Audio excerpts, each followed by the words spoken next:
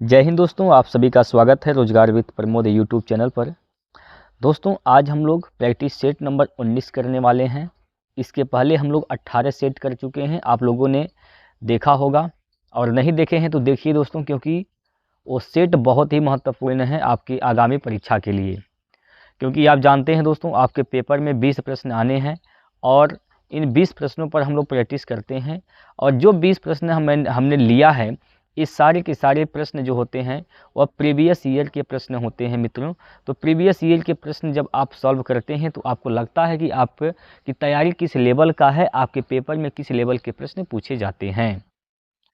तो इन 20 प्रश्नों में से आप खुद से कितना प्रश्न बना पाते हैं, आप लोग कमेंट करके ज़रूर बताएंगे। ठीक है, आप लोग तैयार हैं दोस्तों?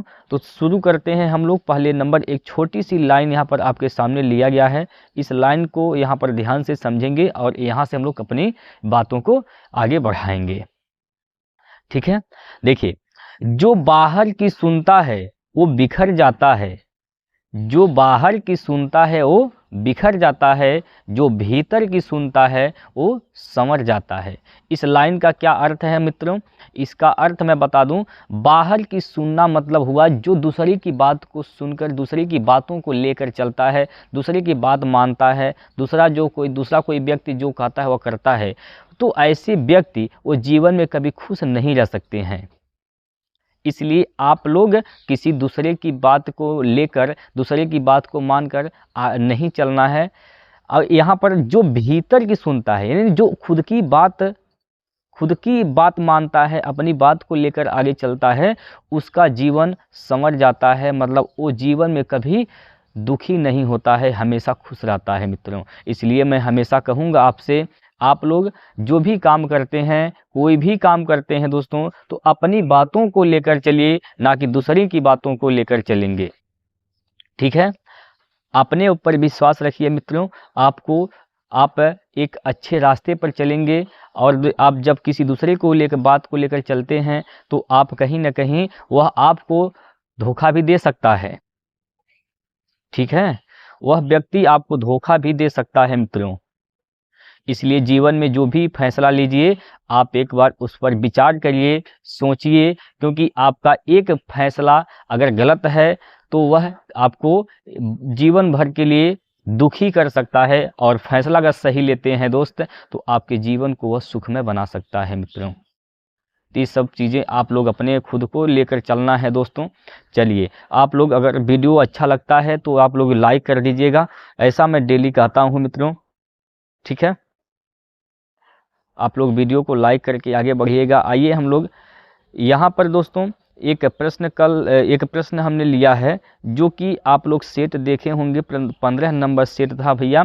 इस 15 नंबर सेट में एक मेरे दोस्त हैं जिनका नाम है विनीत कुमार। विनीत कुमार जी, अगर आप इस वीडियो को देख रहे हैं तो आपका डाउट था, सर ये जो 7वां प्रश्न है ये समझ में नहीं आया है, कैसे लगा है? ठीक है, क्योंकि हमने वहाँ पर सॉल्व नहीं किया है, हमने वहाँ पर डिजिटल सम से इसको हल किया है दोस्तों। डिजिटल सम होता क्या है तो इस पर हम वीडियो बना देंगे, आप लोग देख लेंगे तो चीज़ें समझ में आ जाएंगी। देखिए, यहाँ पर हल कैसे करना था, क्या करना है, इस बात को समझिए। एक बार फिर मैं समझा रहा हूँ। अब जो चेला लोग इसको लगाए हैं, ये बताइए इसमें क्या दिक्कत है? इस सवाल में क्या दिक्कत है? ये सवाल आसान है, बशर्ते आपको तरीका सीखना है। ठीक है, देखिए, कहा गया है कि 30,000 रुपये का मूलधन 7% प्रतिवर्ष चक्रवृद्धि ब्याज पर उधार लिया जाता है। 2 वर्ष बाद मिश्र धन कितना होगा? ब्याज कैसे लगता है? तो वार्षिक रूप से संयोजित होता है। ब्याज वार्षिक रूप से संयोजित होता है। 2 वर्ष की बात कर रहा है मित्रों। 7% मतलब होता है, अगर मूलधन 100 था, मूलधन और मिश्र धन का हम निकालेंगे अनुपात। मूलधन 100 था तो मिश्र धन क्या हो जाएगा? 107 हो जाएगा। 2 साल की बात है, 2 बार लिखेंगे, 100 107, यह अनुपात हो गया। यहाँ पर संबंधी यानी अनुपात का साइन है। ठीक, ये अनुपात हो गया दोस्तों। अब यहाँ पर आप गुना करेंगे तो ये क्या हो जाएगा? 100 गुना 100, बोलिए होगा नहीं होगा? संबंधे यहाँ से आप देखेंगे तो 107 गुना 107 हो जाएगा। क्या इसमें कोई डाउट आपको? 107 गुना 107 हो जाएगा। ठीक है, मूलधन यहाँ पर दिया है दोस्तों, मूलधन यहाँ पर दिया है यहाँ पर मूलधन दिया है कितना 30,000, यानी 100 गुना 100 का मान क्या दे रखा है यहाँ पर 100 गुना 100 का मान कितना दिया है, तो 100 गुना 100 का मान दोस्तों यहाँ पर दिया है 30,000, 30,000, ठीक 30,000 यहाँ पर दिया गया है। 100 गुना 100 का मान क्या दे रखा है दोस्त, तो 100 गुना 100 का मान 30,000 दे रखा है। तो एक अनुपात का मान निकाल दीजिए। कैसे निकलेगा, एक अनुपात का मान निकालिए, 2 जीरो 2 जीरो 4 जीरो है इधर और 4 जीरो इधर है, ये तो कैंसिल हो जाएगा। इधर 1 का गुना 1 में करेंगे तो 1 हो जाएगा। एक अनुपात का मान क्या हो जाएगा, यहाँ से एक अनुपात का मान दोस्त 3 हो जाएगा। आपको किसका मान निकालना है, तो आपको मान निकालना है 107 गुना 107 का मान निकालना है। तो इसमें क्या करेंगे आप, इसमें आप क्या करेंगे बताइए, इसमें आप क्या करेंगे, इसमें आप एक अनुपात का मान अगर 3 है तो 107 गुना 107 अनुपात का मान क्या हो जाएगा, इसमें आप 3 से कर देंगे गुना। क्या करेंगे दोस्त, 3 से गुना कर देंगे। क्लियर है। अब आप या तो 107 का गुना 107 में करिए, फिर 3 का गुना करिए, आंसर लाइए, या तो आप क्या करिए, इसमें इकाई का अंक देख लीजिए, यूनिट डिजिट क्या आएगा। देखिए 7 तिया 21, 21 में इकाई का अंक क्या हो जाएगा 1, फिर 1 का गुना करना है इस 7 में, तो 7 1 कम 7, इकाई का अंक 7 आएगा। यानी ये तीसरा जो ऑप्शन है यहाँ पर इकाई का अंक क्या है 8 है, यह ऑप्शन नहीं होगा। ठीक है। अब 3 ऑप्शन में आप फंस गए। अब 3 ऑप्शन में जब फंस गए हैं तब आप क्या करेंगे दोस्त, आप क्या करिए, यहाँ पर लगाइए डिजिटल सम। डिजिटल सम कैसे लगाइएगा, देखिए अंकों को जोड़ के 9 बनाना होता है, और जहाँ 9 बन गया उसका मतलब 0 खत्म कर देंगे। बाकी 7 1 8, इसका डिजिटल सम क्या हो जाएगा 8 हो जाएगा, इंटू 7 1 8, इसका डिजिटल सम 8 हो जाएगा, यहाँ पर इंटू 3। अब देखिए 8 अठाई 64, 64 का डिजिटल सम करिए तो 6 4 10, 10 का डिजिटल सम 1, तो इसका डिजिटल सम क्या हो जाएगा दोस्त, इसका डिजिटल सम हो जाएगा 1, और 1 का गुना 3 में तो 3 1 कम 3, यानी इसका डिजिटल सम 3 आ रहा है। अब इन तीनों विकल्प में चेक कर लीजिए, जिसका डिजिटल सम 3 आएगा वही इसका राइट आंसर होगा। देखिएगा यहाँ से 7 2 9 खत्म हो जाएगा, और 4 4 8, इसका डिजिटल सम 8 आ रहा है, तो ऑप्शन नहीं सही होगा। डिजिटल सम क्या आना चाहिए 3 आना चाहिए। यहाँ पर आइए, यहाँ पर देखेंगे तो 6 और 3 यहाँ से 9 खत्म, 8 7 15 5 20 का डिजिटल सम 2 हो जाएगा, ये भी नहीं सही होगा। इसको देखिए यहाँ पर देखेंगे दोस्त, तो यहाँ से हो जाएगा क्या चीज़ 7 3 10 10 4 14 4 18, 18 का डिजिटल सम 9, 9 का मतलब 0 खत्म हो जाएगा, क्या बचेगा यहाँ पर 3 बचेगा, तो इसका डिजिटल सम क्या आ रहा है 3 आ रहा है। इसलिए यही जो विकल्प है चौथा नंबर विकल्प राइट आंसर हो जाएगा। क्लियर है। चौथा नंबर विकल्प क्या होगा दोस्त, इसका सही आंसर हो जाएगा। यही चीज़ें हमने वहाँ पर डिस्कस किया था। अब भैया विनीत जी आप बताइए, विनीत कुमार जी आप बताइए, क्या आपको अभी भी डाउट है इस सवाल में, कमेंट करिए। और देखिए दोस्तों, आप लोग अगर आपको कोई भी सवाल में दिक्कत है, डाउट है, तो आप लोग कमेंट कर सकते हैं। ठीक है, कमेंट कर दीजिए। अब उसका मैं जब ज़्यादा सवाल हो जाएगा, एक से ज़्यादा सवाल हो जाएगा, मतलब 1 2 3 4 5 सवाल हो जाएंगे, तो उसका मैं एक प्रॉपर तरीके से अलग से वीडियो बनाऊंगा। ठीक है, ताकि आपका हर डाउट क्लियर कर सकें। क्लियर है। चलिए, इसमें अब कोई दिक्कत हो तो बताइए, आगे चलें। और आज का पहला क्वेश्चन लेते हैं आपके सामने। आप सभी लोग जानते हैं कि हम लास्ट में आपसे एक प्रश्न पूछते हैं, एक प्रश्न आपको दिया जाता है जो लगाने होते हैं, लेकिन आप लोगों ने कोई नहीं जवाब देते हैं।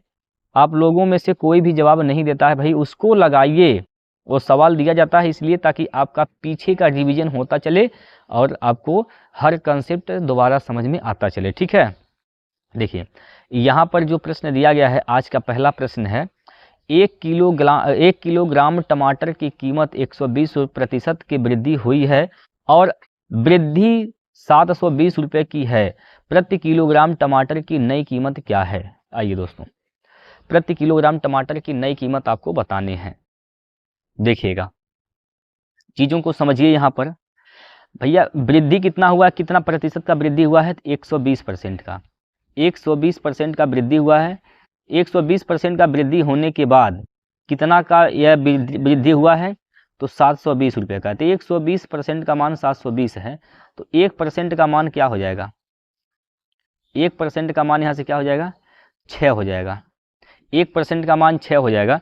तो कहा कि प्रति किलोग्राम टमाटर की नई कीमत क्या है। भैया 100% था उसका पुराना कीमत, 120% वृद्धि हो गया, तो वृद्धि होने के बाद क्या हो जाएगा 100 + 120 यानी 220।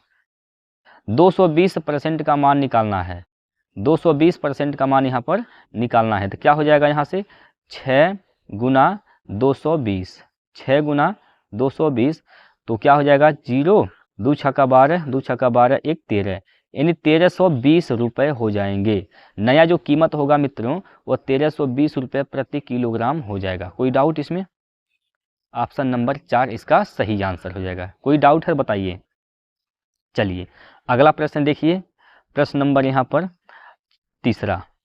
दूसरा, प्रश्न नंबर 2 आपके स्क्रीन पर है। प्रश्न नंबर 2 दोस्तों आपके स्क्रीन पर है, इसका आंसर आप लोग बताइए। देखिए कहा गया है कि B1 और B2 मिलकर एक काम को 20 दिनों में पूरा कर सकते हैं। कौन कौन है? एक B1 है और एक कौन है? तो एक है दोस्त B2। B1 और B2 मिलकर एक काम को, B1 और B2 मिलकर एक काम को दोस्तों ये 20 दिन में पूरा कर सकते हैं। ठीक है, चलिए फिर कहा कि B2 अकेले उसी काम को 60 दिन में पूरा कर सकता है। अगर B2 की बात करें, B2 अकेले काम करता है तो वही काम जो है वह 60 दिन में पूरा कर सकता है। ठीक, तो कहा गया है कि B1 अकेले उसी काम को कितने दिनों में पूरा कर सकता है। तो सबसे पहले यहाँ पर ये चेक करेंगे हम कि टोटल काम है कितना। टोटल काम क्या हो जाएगा, इन दोनों का लसा, 20 और 60 का लसा क्या हो जाएगा 60 हो जाएगा।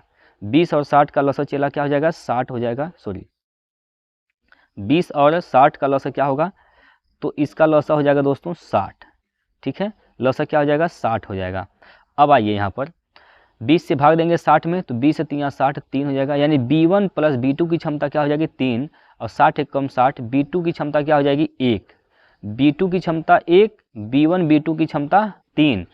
तो यहाँ से B1 की क्षमता क्या हो जाएगी भाई, B1 की क्षमता क्या होगी यहाँ से, तो B1 की क्षमता क्या आ जाएगी भाई, देखिए यहाँ से B2 की क्षमता क्या है 1 है और दोनों का क्षमता 3 है, तो इसका मतलब B1 की क्षमता क्या हो जाएगी 2 हो जाएगी। B1 की क्षमता क्या हो जाएगी 2 हो जाएगी। अब यह है 60 काम, B1 जो है 60 काम 2 की क्षमता से करेगा तो कितना दिन का समय लेगा, 2 3 6 यानी 30 दिन का समय लेगा, 30 दिन का समय लेगा। 30 दिन में वह काम को समाप्त कर देगा। राइट आंसर क्या होगा 30 दिन, ऑप्शन नंबर 3। ऑप्शन नंबर 3 दोस्तों इसका सही जवाब है। ठीक है, कोई दिक्कत बताइए, कोई दिक्कत हो तो बताइए आप लोग। वीडियो को लाइक जरूर करिए दोस्तों, जिससे कि हमें एक एनर्जी मिले, ताकि मैं बेहतरीन तरीके से आपको हर चीज़ें बताता रहूं और हमारे अंदर एक ऊर्जा उत्पन्न हो, ताकि आपको सफल बनाने में हम भरसक प्रयास करें। चलिए तो वीडियो को लाइक और शेयर करिए, जितने भी आपके दोस्त भाई बहन जितने भी हैं जो एसएससी जीडी के लिए लगे हुए हैं, तैयारी कर रहे हैं, उन लोगों तक इसे पहुंचाइए दोस्तों। आइए तीसरा प्रश्न है, 24 वर्षों में एक धनराशि स्वयं की 3 गुना हो जाती है, तो साधारण ब्याज की वह दर क्या है। साधारण ब्याज की दर बताना है इसमें। देखिए दोस्तों, चलिए आइए, आप जानते हैं भैया, सिंपल सी बात आप जानते हैं, साधारण ब्याज जिसको हम SI बोलते हैं, क्या होता है PRT/100 होता है। ये सिंपल सी बात है जो सब लोग जानते हैं, इसको सब लोग जानते हैं भाई, इसको आप 6 7 8 में भी ये फार्मूला पढ़े हैं। ठीक, चलिए अगर ये सब बातें आप जानते हैं तो इसमें लगाना कैसे है, कितने वर्ष की बात कर रहा है 24 वर्ष।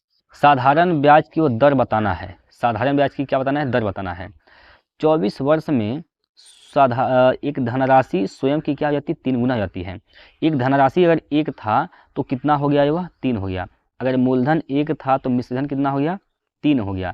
तो बताइए ब्याज कितना मिला, यहाँ से ब्याज कितना मिला, ब्याज अब बताइए, कमेंट करिए ब्याज कितना मिला बताइए दोस्तों। 1 रुपया मूलधन था, 3 रुपया वह मिश्रधन हो गया है, तो ब्याज कितना मिल गया। तो आप कहेंगे भैया ब्याज जो मिला है वह 2 मिला है। बताइए ब्याज कितना मिला है, 2 मिला है। तो ब्याज की जगह क्या लिखेंगे हम 2 लिखेंगे, 2 मूलधन क्या है 1 है, रेट आपसे पूछा गया है, समय 24 दिया गया है, बटे में 100 दिया गया है। बटे में क्या है दोस्त 100 है। ठीक, चलिए बटे में 100 हो गया। अब इसको काट पीट करिए, काट पीट करिए, यहाँ से काटिए, 4 से काटिए, 4 छक 24, 4 से काटेंगे तो 25 चौका 100, 25 बार में कैंसिल हो जाएगा। इसको 2 से काटेंगे, 2 3 6, 2 से ये 2 कैंसिल, तो ये हो जाएगा दोस्तों आर बराबर हो जाएगा यहाँ पर 25/3। क्या हो जाएगा 25/3।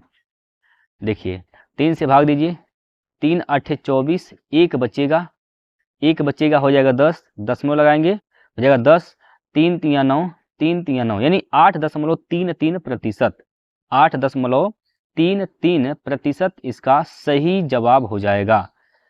ठीक है, 8.33%। कोई दिक्कत? चलिए अगला प्रश्न देखिए तब।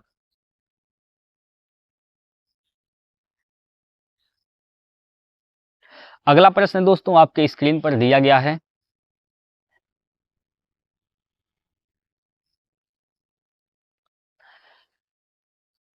बताइए इसका उत्तर क्या होगा, इसका आंसर क्या होगा दोस्तों बताइए। क्या कहा गया है, एक घनाभ की लंबाई और चौड़ाई क्रमशः 50% और 20% बढ़ाई जाती है। लंबाई चौड़ाई बढ़ाई जाती है, यदि इसकी ऊंचाई 30% कम कर दी जाती है तो घनाभ के आयतन में कितने प्रतिशत की वृद्धि होगी। घनाभ का जो आयतन है उसमें कितने प्रतिशत की दोस्त वृद्धि होगा। बहुत ध्यान से समझिएगा, इसको लगाने का जो सबसे आसान सिंपल सा तरीका है उसको हम बता रहे हैं। 50% का मान क्या होता है, भिन्न में 1/2 होता है। आप क्या निकालेंगे यहाँ पर, आप जानते हैं जो घनाभ होता है उसका आयतन क्या होता है, LBH होता है। ठीक, LBH। तो आयतन निकालेंगे यहाँ पर। लंबाई क्या है दोस्त, लंबाई की अगर बात करें, लंबाई यहाँ पर 1/2 होता है। 50% का मान, 50% का मान 1/2 होता है। मतलब अगर लंबाई 2 था तो लंबाई, ये लंबाई है, यल इसको मान ले रहे हैं लंबाई, लंबाई पहले 2 था तो ये बढ़ कर कितना हो गया 1 बढ़ा। भाई 1/2 का मतलब क्या है, 1/2 का मतलब क्या हुआ, 2 था पहले, 1 बढ़ के क्या हो गया, हो जाएगा यहाँ से 3 हो जाएगा। ठीक, ये लंबाई हो गया। अगर हम चौड़ाई की बात करें यहाँ पर दोस्त, चौड़ाई की अगर बात करते हैं तो चौड़ाई क्या हुआ 20% बढ़ जाती है। 20% का मतलब 1/5। तो पहले चौड़ाई 5 था तो अब बढ़ के क्या हो जाएगा 6 हो जाएगा। ठीक बात, यहाँ तो कोई दिक्कत नहीं होगा। चलिए आगे क्या कहा है, यदि इसकी ऊंचाई में 30% की कमी कर दी जाती है तो ऊंचाई बोले तो हाइट की बात करते हैं अगर, 30% का मतलब 3/10, पहले 10 था, 3 की कमी कर दिया गया तो क्या हो जाएगा दोस्त, 3 की कमी किया गया तो 7 हो जाएगा। ठीक, अब गुना कर दीजिए, इसका LBH होता है आयतन, तो गुना करिए, यहाँ पर क्या हो जाएगा, ये हो जाएगा 100 संबंध है, और 6 3 18 और 8 7 56 के 6 हासिल का 5 और 7 1 7 7 5 12 100, सॉरी यहाँ पर गलती हो गया, 8 7 56 होगा दोस्तों। आपसे कर दीजिए यहाँ पर, देखिए 6 3 18, 18 का गुना 7 में, तो 7 8 56 के 6 हासिल का 5, 7 5 12 126 हो जाएगा, 126 हो जाएगा। आयतन में कितने प्रतिशत की वृद्धि हुई, देखिए 100 से 126 हुआ, कितना बढ़ा 26, तो 26% क्या हो जाएगी वृद्धि, क्योंकि प्रतिशत वृद्धि या कमी जो होता है 100 पर होता है, 100 से ज़्यादा है तो वृद्धि, 100 से कम है तो कमी हो जाएगा। तो 26% की यहाँ पर क्या हो जाएगी दोस्त, वृद्धि हो जाएगी। ठीक है, कोई डाउट इसमें बताइए। आइए अगला क्वेश्चन लेते हैं भाई। अगला प्रश्न जो कि प्रश्न नंबर यहाँ पर 5वां आपके स्क्रीन पर दिया गया है। प्रश्न नंबर 5 दोस्तों आपके स्क्रीन पर दिया गया है। पढ़िए एक बार सवाल को, समझिए और लगाइए, बताइए आंसर कितना आएगा।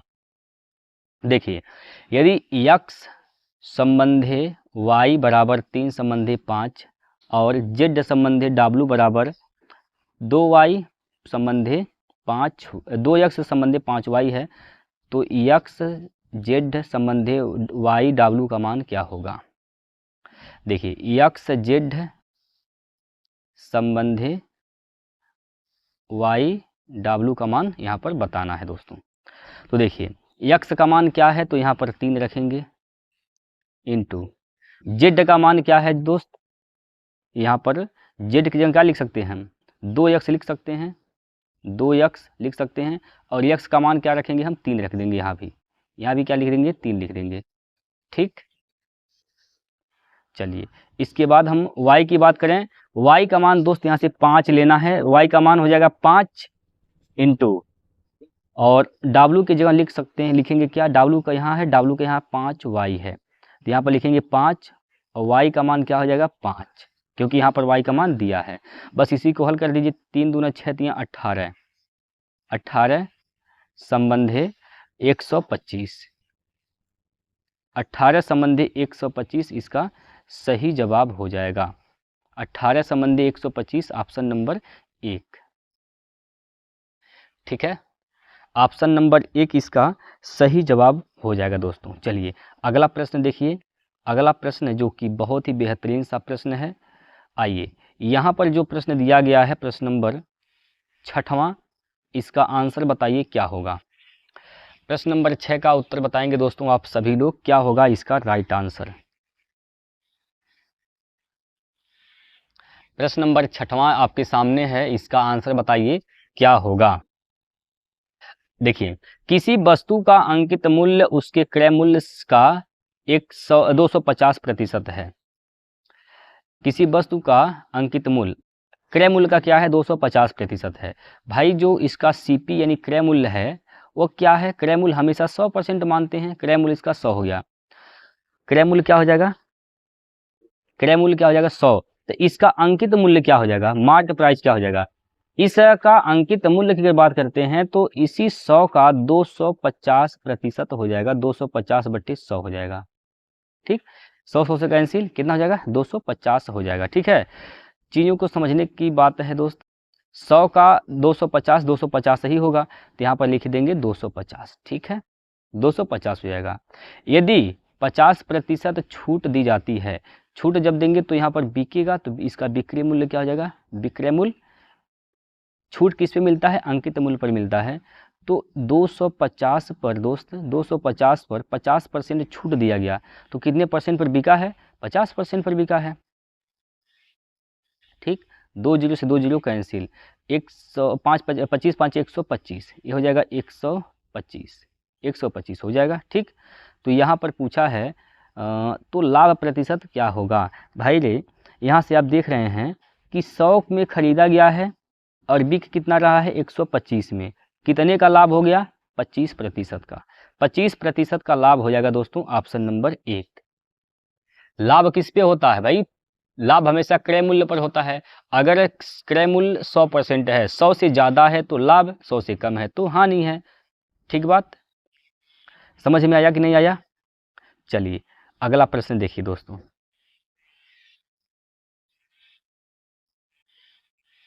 अगला प्रश्न देखेंगे यहाँ पर। यहाँ प्रश्न नंबर 7वां जो है दोस्तों, इसमें क्या कहा गया है, एक बार सभी लोग पढ़ेंगे और आंसर करने का प्रयास करेंगे। ठीक है, चलिए, एक बस निर्धारित समय से 60 मिनट देरी से चली।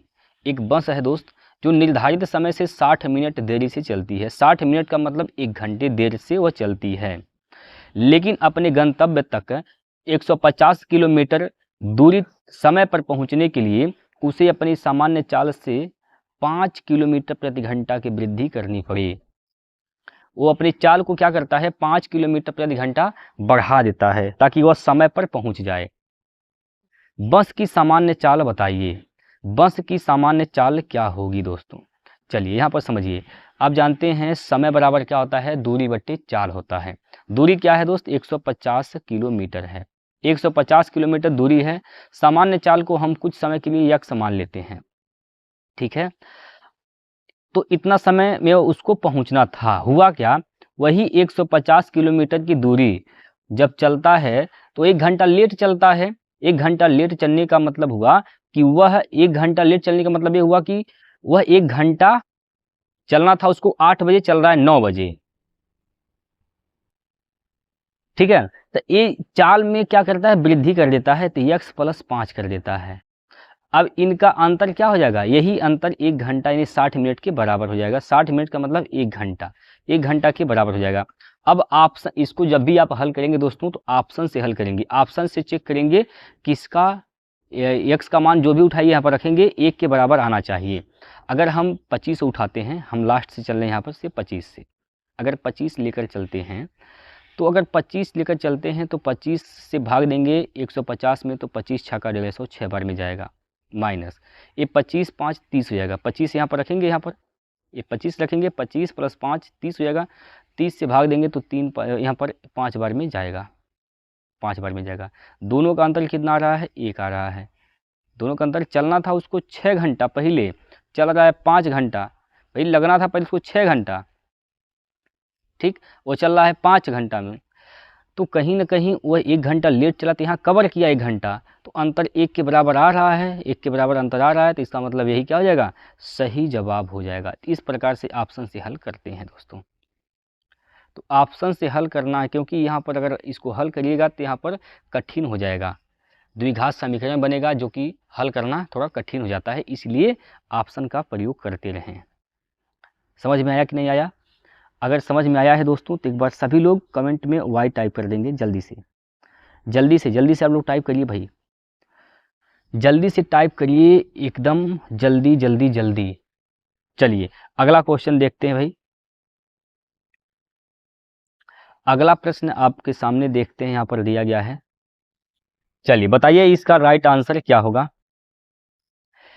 एक घड़ी के क्रय मूल्य और विक्रय मूल्य के बीच का अंतर क्या है, 560 रुपये है। यदि लाभ है 35% है तो विक्रय मूल्य बताइए। क्या कहा है, यदि यहाँ पर क्या बोला गया है, यदि यदि यदि यदि क्रय मूल्य और विक्रय मूल्य के बीच का अंतर, क्रय मूल्य और विक्रय मूल्य के बीच का अंतर क्या है दोस्तों, क्रय मूल्य और विक्रय मूल्य के बीच का अंतर क्या है, 560 है। बात को समझिएगा, क्रय मूल्य विक्रय मूल्य का अंतर, यानी हम कह सकते हैं कि विक्रय मूल्य क्या हुआ है, लाभ हुआ है, लाभ हुआ है। लाभ कब होता है, जब विक्रय मूल्य ज़्यादा हो क्रय मूल्य से। यानी हम कह सकते हैं कि यहाँ पर ये जो 560 दिया है वो क्या है भाई, समझिए, विक्रय मूल्य एसपी बोलते हैं, सेलिंग प्राइस, माइनस सीपी यानी कास्ट प्राइस। यहाँ से क्या निकलता है, तो यहाँ से क्या निकलता है दोस्तों, लाभ निकलता है, लाभ। ठीक, ये क्या होगा, लाभ होगा भाई। जब आप विक्रय मूल्य में से क्रय मूल्य घटाएंगे तो लाभ निकलेगा। तो इनका अंतर ही दिया कितना, 560, यानी लाभ ही कितना दिया है, लाभ ही कितना दिया है, 560। लाभ कितना हुआ है, 35%, यानी ये जो 35% का मान हो जाएगा दोस्त, वही हो जाएगा कितना, 560 हो जाएगा, 560 हो जाएगा। तो इसका विक्रय मूल्य बताना है, इसका क्या बताना है, विक्रय मूल्य बताना है।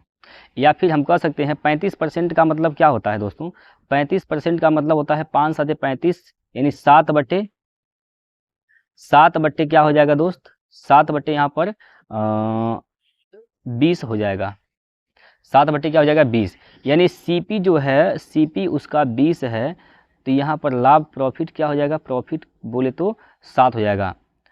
तो विक्रय मूल्य क्या, तो कितना होगा, विक्रय मूल्य क्या हो जाएगा, विक्रय मूल्य यानी सेलिंग प्राइस यहाँ पर 20 + 7 यानी 27। तो ऐसे देखिए यहाँ पर इसको लिख सकते हैं हम लोग, क्या चीज़, ये लाभ है, ये लाभ है दोस्तों, ये लाभ है, तो इसका मतलब कितने % का मान, कितने का मान है, 7 अनुपात का मान है। तो हमें क्या निकालना है, विक्रय मूल्य निकालना है, हमें 27 का मान निकालना है। तो 1 का मान क्या हो जाएगा, 7 × 8 = 56, 1 का मान 80 हो जाएगा। तो 27 का मान क्या होगा, 27 का मान निकालने के लिए 27 × 80 कर देंगे यहाँ से, तो 0 8 7 56 के 6 हासिल का 5 और 8 दूनी 16 5 21, 2160 रुपया, 2160 रुपया क्या हो जाएगा, इसका विक्रय मूल्य हो जाएगा। क्लियर है, 2160 रुपया क्या होगा दोस्तों, इसका विक्रय मूल्य हो जाएगा। कोई दिक्कत परेशानी है इसमें, समझ में आया कि नहीं आया, आप लोग बताएंगे एक बार कमेंट करके। समझ में अगर आया है मित्रों तो आप लोग कमेंट करिए, और नहीं समझ में आया तो भी कमेंट करिए, हाँ या ना।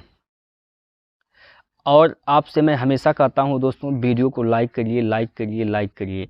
तो मेरे दोस्त, आप लोग हमारा सपोर्ट करेंगे तभी मैं आप लोगों के लिए बेहतर परफॉर्मेंस दिखा पाऊँगा। तो आप लोगों से मेरा यही निवेदन है कि आप लोग वीडियो को लाइक ज़रूर करिए और शेयर ज़रूर करें दोस्तों। चैनल को भी सब्सक्राइब करके जुड़ जाइए। जो लोग पहली बार जुड़े हुए हैं, पहली बार देख रहे हैं, आप लोग भी जुड़ जाइए। बहुत सारे मेंबर हमारे साथ जुड़े हुए हैं। आप लोगों का ये परिवार है दोस्तों। परिवार की यूनिटी बनाए के रखें और परिवार में सदस्यों की संख्या बढ़ाइए ताकि परिवार को मजबूत बनाया जा सके। चलिए, तो अगला क्वेश्चन हम लेकर चलते हैं अगले क्वेश्चन की ओर। और अगला प्रश्न जो कि यहाँ पर आपके सामने आ गया है, प्रश्न नंबर 9। बहुत ही बेहतरीन सा 3D फिगर का यह फार्मूला है। गोला से रिलेटेड यहाँ पर सवाल दिया गया है दोस्तों। गोला जो होता है स्फीयर, उसी का यह प्रश्न है।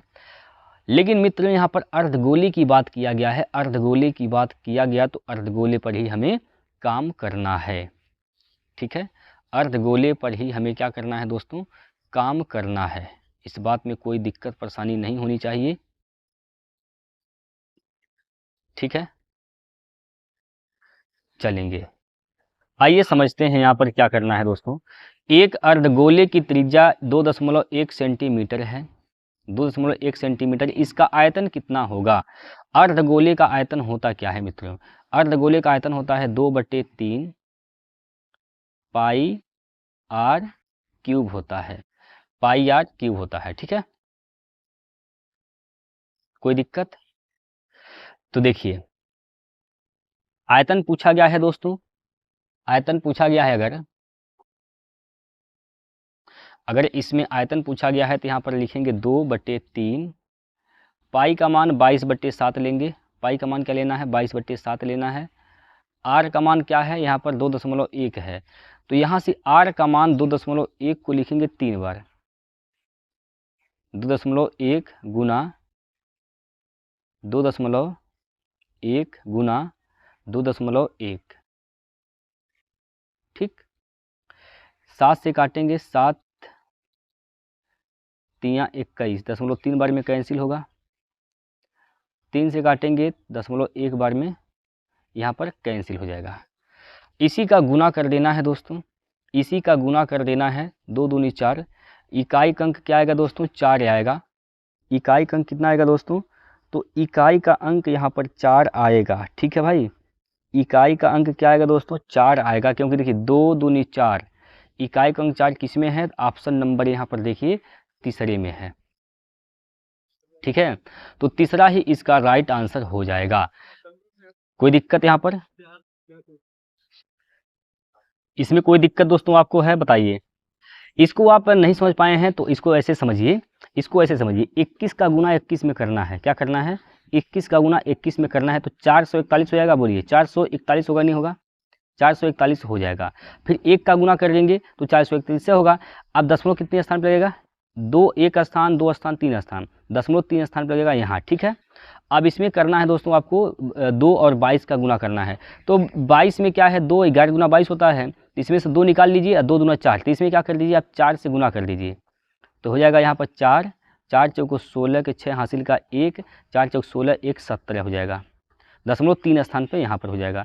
अब 11 का गुना करना है। फिर सिर्फ 11 का गुना कैसे करते हैं? तो देखिए, यहाँ से हो जाएगा 4 6 4 10 के 0 हासिल का 1, और 7 6 13, 1 14 के 4 हासिल का 1, और 8 7 1 8 1 9 हो जाएगा, और यहाँ से 1 हो जाएगा। 0.3 स्थान पर यहाँ पर लगा देंगे। ठीक, यहाँ पर तो 19.4 इसका क्या हो जाएगा? सही आंसर। ऐसे समझिए, ये इसका डिटेल था। बात समझ गए दोस्तों? कोई दिक्कत अभी नहीं, कोई दिक्कत आपको होना चाहिए। ठीक है, चलिए अगला प्रश्न देखिए। अगला प्रश्न जो कि प्रश्न नंबर 10 आपके सामने है दोस्तों। 10वां प्रश्न में क्या कहा गया है एक बार बताएंगे, इसका राइट आंसर क्या होगा? आइए, अनिल और विकास की आय का अनुपात 8:5 है। क्या है दोस्तों? 8:5 है। यदि विकास को अनिल से 3000 रुपये कम मिलते हैं तो अनिल और विकास की कुल आय बताइए। अनिल और विकास की कुल आय क्या होगा? तो अनिल और विकास की कुल आय क्या हो जाएगा? 8 + 5 13। तो 13 का गुणनफल जो होगा वही उत्तर सही होगा। 13 से जो ऑप्शन कट गया वही इसका राइट आंसर है। तो कौन सा ऑप्शन कटेगा? ऑप्शन नंबर 2, यही क्या हो जाएगा? इसका सही आंसर हो जाएगा। ये सब तरीका दोस्तों शॉर्टकट होता है, इसको बोलते हैं थॉट प्रोसेस। लेकिन लगाना कैसे है? देखिए अनिल और विकास की आय क्या है, 8 संबंधी 5 है, दिया है। विकास को अनिल से 3,000 रुपये कम मिलते हैं। विकास को कितना कम मिला, यहाँ से कितना कम मिला है, तो 3:3 का मान कितना है, 3,000, 3 का मान 3,000, तो 1 का मान क्या हो जाएगा, 1 का मान 1,000 हो जाएगा। तो यहाँ से विकास क्या पूछा, अनिल और विकास की कुल आय, तो 8 + 5 13, कुल आय क्या हो जाएगा, 13 अनुपात, तो 13 अनुपात का मान निकालना है, 13 × 1,000, तो इसका आंसर क्या हो जाएगा, 13,000। कोई दिक्कत, समझ में आया दोस्तों? चलेंगे अगला प्रश्न देखिए। आइए यहाँ पर प्रश्न नंबर 11, इसको लगाइए, इसका आंसर बताइए क्या होगा।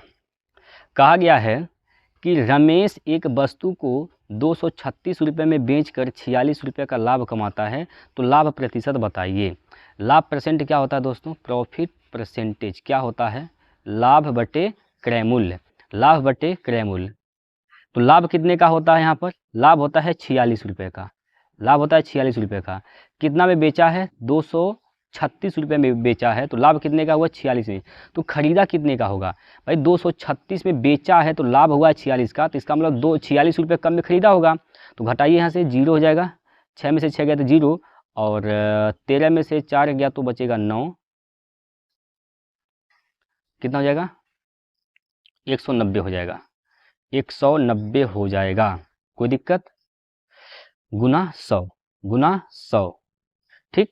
यहाँ से 0 से 0 कैंसिल, ये हो जाएगा 460 बटे में कितना, 19, क्या होगा यहाँ पर, 19 दूना 38, 38 हो जाएगा, 38 और 2 40 और 6 यानी 8 बचेगा, हो जाएगा 80, हो जाएगा 80, ठीक है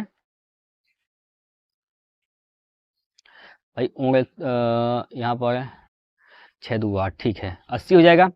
अभी भाग देंगे दोस्तों, 19 चौक 76, 19 चौको 76, 76 हो जाएगा, 4 बचेगा, हो जाएगा 40, 19 दूना 38 यानी 24.2 इसका राइट आंसर होगा। 24 से शुरुआत होगा, क्योंकि 19 दूना 38, फिर बचेगा 2, 19 से कम 19, तो 24.21 इसका सही आंसर होगा दोस्तों, 24.21, ऑप्शन नंबर 3, ऑप्शन नंबर 3 इसका बिल्कुल सही उत्तर हो जाएगा, ठीक है। अभी कोई दिक्कत परेशानी आपको हो बताइए। चलेंगे अगला प्रश्न देखिए। अगला क्वेश्चन जो कि बहुत ही बेहतरीन सा प्रश्न लस मस का है। इसमें क्या बताने हैं आपको, लघुत्तम बताना है। लघुत्तम यहाँ पर बताना है दोस्तों, कौन सा इसका लघुत्तम होगा, किसका लघुत्तम बताना भैया, 120, 240, 480 का लघुत्तम समापवर्तक बताइए क्या होगा। तो देखिए लसा किसे कहते हैं, वह छोटी से छोटी संख्या जो दी गई संख्याओं से पूरा पूरा विभाजित हो। तो सबसे छोटी संख्या 240 है, क्या 240 है, 120, 240, 480 से कटेगा, 120 से कटेगा, 240 से भी कटेगा, लेकिन 480 से नहीं कटेगा, तो इसका लसा 240 नहीं हो सकता है। अब थोड़ा सा इससे बड़ी लेंगे, 480, 480 120 से कटेगा, 240 से भी कटेगा और 480 से भी कटेगा। इसका मतलब साफ है कि 480 ही इसका क्या हो जाएगा, लसा हो जाएगा, ठीक। 480 ही दोस्तों इसका लघुत्तम समापवर्तक हो जाएगा। क्लियर है, कोई दिक्कत परेशानी, आगे चलें। चलिए अगला प्रश्न देखिए।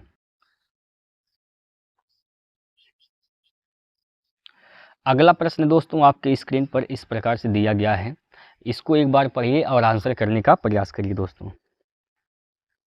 बताइए क्या होगा इसका सही आंसर। औसत वाले प्रश्न है मित्रों, बहुत ही बेहतरीन सा प्रश्न है।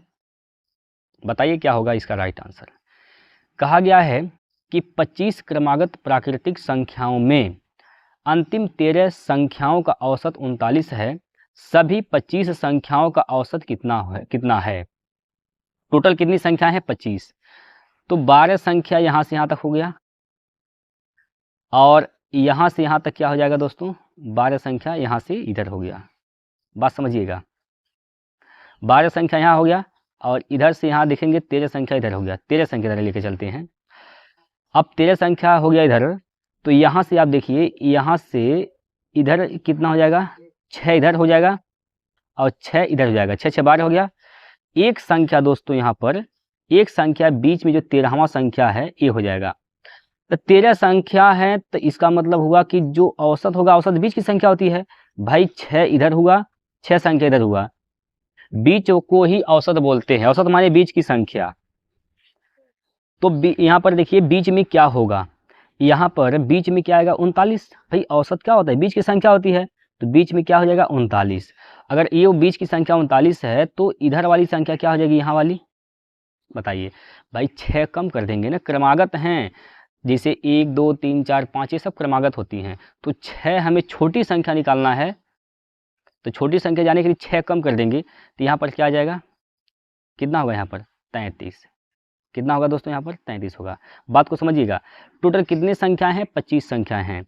अब यहाँ से लेकर यहाँ तक कितनी हो जाएगी, यहाँ से यहाँ तक इधर कितना हो गया, 12 संख्या हो गया, 12 इधर हो गया, और इधर से इधर तक कितना हो जाएगा, 13। लेकिन इधर भी 12 करेंगे, क्योंकि यहाँ से हम 12 करेंगे दोस्तों, यहाँ से यहाँ तक कितने हो जाएंगे, 12 इधर 12 इधर, बीच में क्या हो जाएगा यहाँ पर 13। तो 13 12 25 होता है। जो बीच की संख्या होती है वही क्या होती है, औसत होती है। तो औसत क्या हो जाएगा यहाँ पर, 33। क्या हो जाएगा दोस्त, 33 इसका सही आंसर हो जाएगा। बताइए समझ में आया कि नहीं आया, समझ में आया कि नहीं आया दोस्तों, बताइए समझ में आया कि नहीं आया। नहीं समझ में आया दोस्तों, बताइए। नहीं समझे, एक बार फिर समझाते हैं। देखिए हमने कहा कि अंतिम 13 संख्या का औसत यहाँ से हमने ले लिया, यहाँ से यहाँ तक, यहाँ से यहाँ तक जो संख्या लिया हमने 13 ले लिया। औसत क्या है, 39 है। तो औसत बीच की संख्या होती है, तो यहाँ से यहाँ तक देखिए, यहाँ से यहाँ तक 6 संख्या इधर और 6 संख्या यहाँ इधर हो जाएगा। तो बीच की संख्या ये हो जाएगी दोस्तों, ये बीच की संख्या हो गई। ये क्या हो गई दोस्तों, ये बीच की संख्या क्या हो जाएगी, 39 हो गया यहाँ पर। अब 13वां संख्या जो 13 संख्या में जो पहली संख्या यहाँ पर आएगी वो क्या आएगी, तो वह आएगी 6 कम कर देंगे तो 39 हो जाएगा यहाँ पर।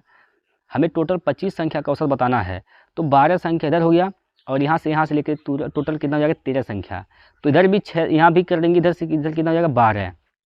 भाई जो ये संख्या है, ये वाली जो संख्या है इसको हम अलग कर दे रहे हैं, तो यहाँ से लेकर यहाँ तक कितनी संख्या हो जाएगी, 12। 12 इधर 12 इधर, तो 13वीं संख्या यही निकाला गया, 33। यही क्या हो जाएगी, टोटल 25 संख्याओं का औसत। ठीक है, समझ में आया कि नहीं आया। चलिए अगला प्रश्न देखिए। चलिए दोस्तों बताइए इसका आंसर क्या होगा। इसका आंसर आप लोग बताएंगे क्या होगा।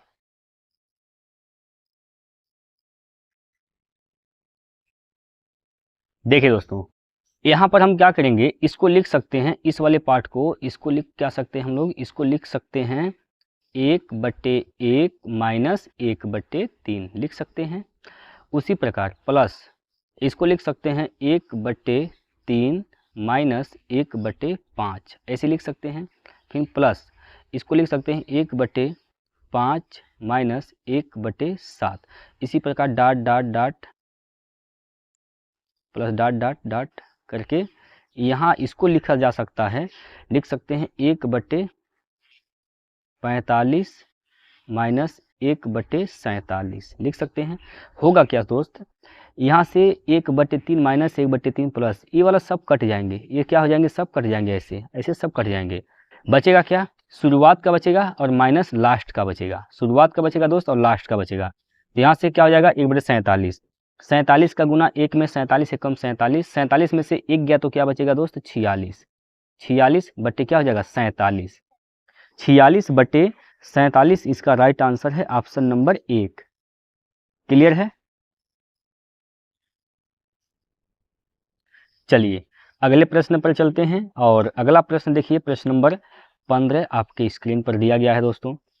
15वां प्रश्न जो कि आपके सामने दिया गया है, बताइए इसका राइट आंसर क्या होगा। इस प्रश्न का सही आंसर क्या होगा, 27/50 9/20, 6/25 का महत्तम समापवर्तक बताना है, HCF बताना है। भिन्न का मौसम निकालने के लिए अंश का मौसम बटे हर का लौसम लेते हैं। भैया रे यहाँ 27 है अंश में, यहाँ 9 है, यहाँ 6 है, तो 27, 9, 6 का मौसम क्या हो जाएगा दोस्त? तो 3 हो जाएगा। मौसम 3 यानी ऊपर 3 आएगा। किस ऑप्शन में है? ऑप्शन नंबर 4 में है। बस काम तमाम। ठीक है, ऑप्शन नंबर 4 इसका लौसम। बाकी नीचे क्या कर लेना है? लौसम निकालना है। तो नीचे लौसम क्या हो जाएगा दोस्तों? 100 हो जाएगा। नीचे क्या हो जाएगा? 100, यानी 3/100 इसका राइट आंसर हो जाएगा। ठीक है, कोई दिक्कत परेशानी? चलिए अगला प्रश्न। अगला प्रश्न देखेंगे दोस्तों, प्रश्न नंबर 16वां। प्रश्न नंबर 16 दोस्तों आपके सामने इस प्रकार से दिया गया है।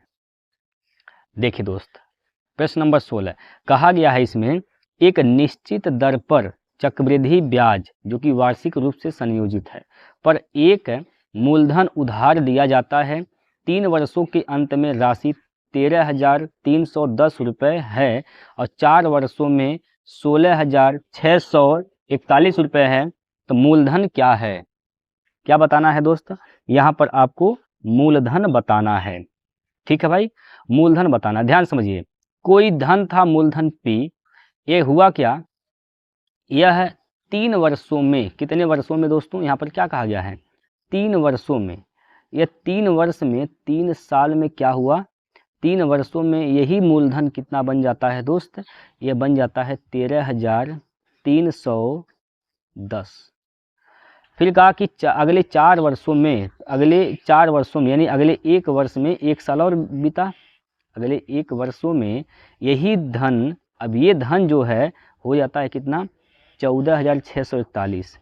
14,641 हो जाता है। ठीक है, यहाँ तक कोई दिक्कत की बात नहीं। यहाँ पर निकालिए मल्टीप्लाइंग फैक्टर। क्या निकालेंगे दोस्त? मल्टीप्लाइंग फैक्टर निकालेंगे। ठीक है भाई, देखिए कितना यहाँ बढ़ा है, यहाँ पर कितना बढ़ेगा चेक कर लीजिए, कितना बढ़ोतरी हुआ है? 1, 3 घटा लीजिए भाई, 3 में से 3 गया तो 6 में से 3 गया तो 3 और 4 में से 3 गया तो दोस्त 1 बचेगा। इतना बढ़ा किस पर? 13,310 पर। ठीक, इसको काटेंगे तो ये कटेगा 10 बार में, ऊपर कटेगा 1 बार में। तो इसका मल्टीप्लाइंग फैक्टर हो जाएगा दोस्त 11/10। 11/10। 1 साल का मल्टीप्लाइंग फैक्टर क्या है? 11/10। यहाँ से हम रेट निकाल सकते हैं, रेट निकाल सकते हैं दोस्तों। यहाँ पर 10% का रेट आएगा। ठीक है, लेकिन रेट नहीं पूछा है, यहाँ पर रेट नहीं पूछा है। तो सर पूछा क्या है हमसे? मूलधन पूछा है। अब मूलधन 3 वर्षों में कितना होता है? 13,310 होता है। तो इसका क्यूब कर देंगे, यानी 11/10 का क्यूब करेंगे तो क्या हो जाएगा? 13,131/1000। तो मूलधन, ये जो P मूलधन है दोस्तों, इसका 13,131/1000 किसके बराबर है? हो जाता है कितना? ये हो जाता है 13,310। इससे कटेगा 1 बार में, हो जाएगा 10। 10 का गुना 1000 में करेंगे तो 10,000 इसका आंसर हो जाएगा। 10,000 रुपये क्या है? मूलधन है दोस्तों। मूलधन कितना है मित्र? आप कहेंगे भैया मूलधन 10,000 रुपये हैं। अगर रेट पूछा जाए तो क्या बताएंगे? 10%। ठीक है, बताइए दिक्कत है कोई यहाँ पर समझने में? आपको बताएंगे दोस्तों, दिक्कत अगर आपको समझने में है यहाँ पर। चलिए आगे चलते हैं और अगला प्रश्न लेते हैं जो कि प्रश्न नंबर 17 है। आइए प्रश्न नंबर 17 एक बार दोस्त सभी लोग पढ़ लेंगे, बड़े ध्यान से आराम से पढ़ेंगे, प्रश्न को समझेंगे क्या कह रहा है, क्या करना है। औसत वाले प्रश्न है मित्र। देखिए कहा गया है दोस्तों 18 छात्रों के औसत अंक 190 थे। भैया रे 18 छात्र थे, इनका औसत अंक क्या था? 190 था। ठीक है, था तो था। आगे कहा है कि लेकिन हुआ क्या? बाद में यह पाया गया कि एक छात्र के अंक गलती से 64 के स्थान पर 46 दर्ज कर लिया गया। वाह भैया वाह, गलती हो गया यहाँ पर। गिनना था कितना, मतलब दर्ज करना था 64, दर्ज हो गया कितना? 46। एक बात बताइए दोस्त, 64 अगर दर्ज करते हैं तो बताइए औसत ज़्यादा होता कि कम होता? भैया जब कम हम अंक गिने हैं तो औसत में क्या हुआ? कमी हो गया। तो अगर हम 64 ही गिनते, संख्या को 64 ही लेते तो औसत 190 से ज़्यादा होती। तो यहाँ पर क्या करेंगे, प्लस करेंगे। अब कितने की कमी हुई है, कितने की कमी हुई है, कितने की कमी हुई देखिए, 14 में से 6 गया तो 8, 5 में से 4 गया तो 1, 18 की कमी हुई। तो 18 यह 18 लोगों में बटेगा तो कितना औसत में कमी हुआ है, औसत 1 की कमी हुआ है। इसको हम जोड़ेंगे तो हो जाएगा 191। तो इसका जो ओरिजिनल औसत था वह क्या था, 191। ऑप्शन नंबर 4, ऑप्शन नंबर 4 हो जाएगा इसका सही जवाब। ठीक है, कोई दिक्कत? आइए अगला क्वेश्चन देखिए। अगला प्रश्न यहाँ पर है आपके स्क्रीन बोर्ड पर। देखिए होता क्या है इसमें, ये प्रश्न जो दिया गया है टाइम एंड वर्क वाला, इस प्रश्न में क्या कहा गया कि 8 दिन काम करने के बाद पायल को पता चलता है कि केवल 10% काम पूरा हुआ। 8 दिन तक काम हुआ, पायल कर रही है, लेकिन देखिए भैया 8 दिन के बाद इसका पूरा 10 काम पूरा हो पाया है। वह पिंकी को काम पर रखती है जो पायल से 50% अधिक कुशल है। ये क्या करती है, पिंकी को बुलाती है, आ जाओ बहन हमारा साथ दे दो। पिंकी कहती ठीक है, लेकिन पिंकी का एफिशिएंसी ज़्यादा है, 50% कुशल है, 50% कुशल है। 50% का मतलब क्या होता है, 1/2 होता है, 1/2 होता है। और 10% का मतलब क्या होता है, 10% का मतलब 1/10 होता है। अब चीज़ों को ध्यान से समझेंगे। 8 दिन तक काम हुआ है, ठीक।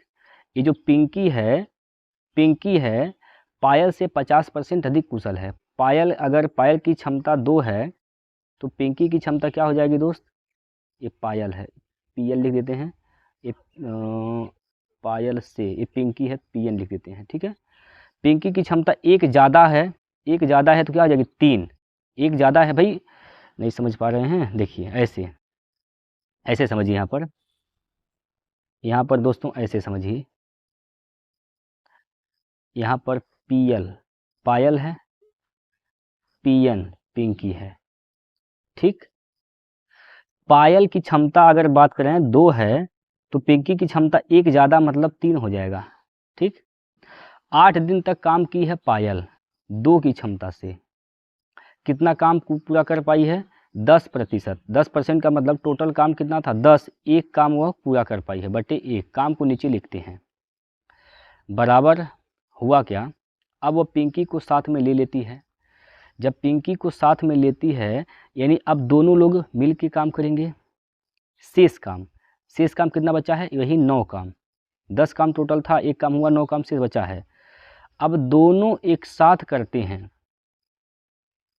एक साथ करेंगे तो 2 + 3 5 की क्षमता से काम होगा। तो कितना दिन में काम को समाप्त कर देंगे, 1 दिन में समाप्त कर देंगे, ठीक।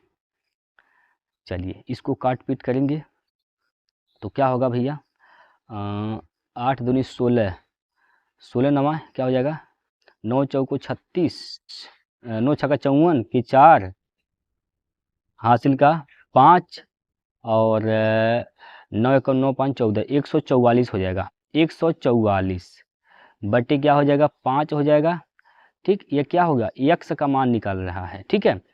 5 से भाग देंगे अगर, तो 5 से भाग देंगे, 5 दूनी 10, 5 अट्ठे 40, 5 अट्ठे 40, यानी 28.8 दिन लगेंगे। कितने दिन लगेंगे, 28.8 दिन लगेगा दोस्तों, ठीक है। 28.8 दिन का समय लगेगा जब दोनों लोग मिलके काम करेंगे उस शेष काम को पूरा करने में, ठीक। चलिए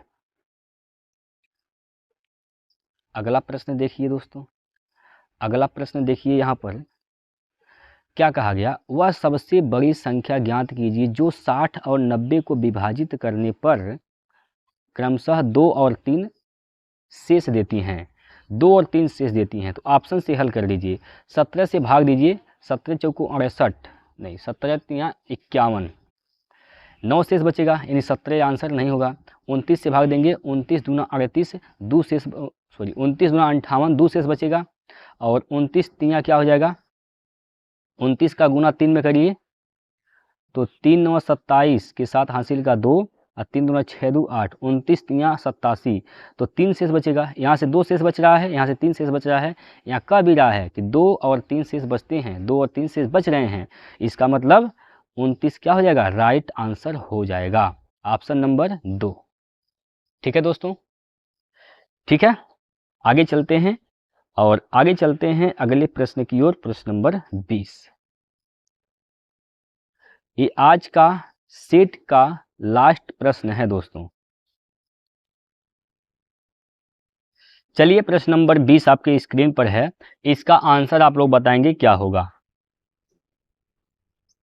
प्रश्न नंबर 20 दोस्तों आपके सामने दिया गया है, बताएंगे इसका सही जवाब क्या होगा।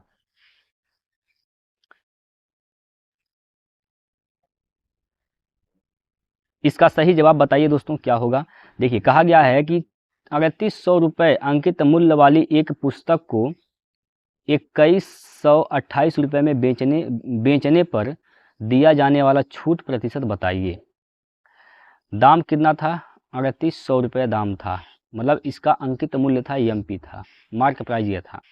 बी का कितना, सेलिंग प्राइस की अगर बात करते हैं तो सेलिंग हुआ है भैया यह 2128 रुपये में।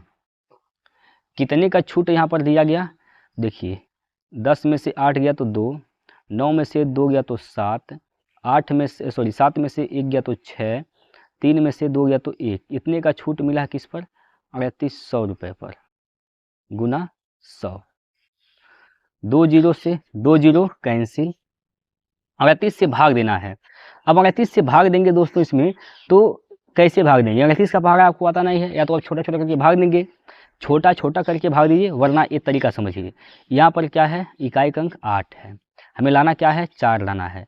तो यहाँ से गुना करने के बाद लाना कितना है, 2 लाना है। तो गुना करने के बाद इनमें से जो भी ऑप्शन लेंगे उसका गुना करेंगे, तो इकाई का अंक गुना करेंगे तो 2 आना चाहिए। अगर 5 लेंगे तो 8 5 40, 0 आएगा, नहीं होगा सही, या तो 0 ये भी नहीं सही होगा, ये भी नहीं सही होगा। यहाँ 6 लेंगे, 6 8 48, 8 आएगा, ये भी नहीं सही होगा। यहाँ पर लेंगे 44, तो 4 8 32, इकाई का अंक 2 आ रहा है, ठीक है। तो इसका आंसर भी क्या हो जाएगा, 44%। ये सब तरीके दोस्तों होते हैं, ये सब तरीके होते हैं सवाल को आसान बनाने के। बात समझ पाए कि नहीं समझ पाए आप लोग।